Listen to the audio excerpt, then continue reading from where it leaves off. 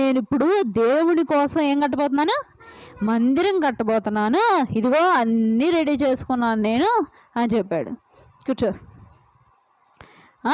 అన్నీ రెడీ చేసి పెట్టుకున్నాను చూడండి అంటే ఇటు చూడాలి, ఇటు చూడాలి. అన్నీ రెడీ చేసి పెట్టుకున్నాను అని అందరికి చెప్తూ ఒక మాట అన్నాడు. ఇవన్నీ రెడీ చేశాను కానీ దేవుడు నన్ను కట్టద్దని చెప్పాడు అన్నాడు. ఏం చెప్పాడంటే దేవుడు తనకి ఎందుకు కట్టద్దు అన్నాడు అసలు దేవుడు మందిరాన్ని? మంచిదే కదా మందిరం కడితే, ఇటు ఎందుకు కట్టద్దు అన్నాడు? మంచిదే కదా మందిరం కడితే.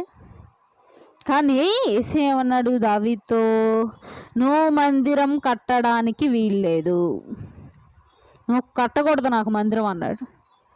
దీన్ని ఆశ్చర్యం వేసింది. దావీదు ఎప్పుడు దేవునికి ప్రార్థన చేస్తాడు, ఎప్పుడు దేవుళ్ళలో ఉంటాడు, అయినా దేవుడు ఏమన్నాడు, కట్ట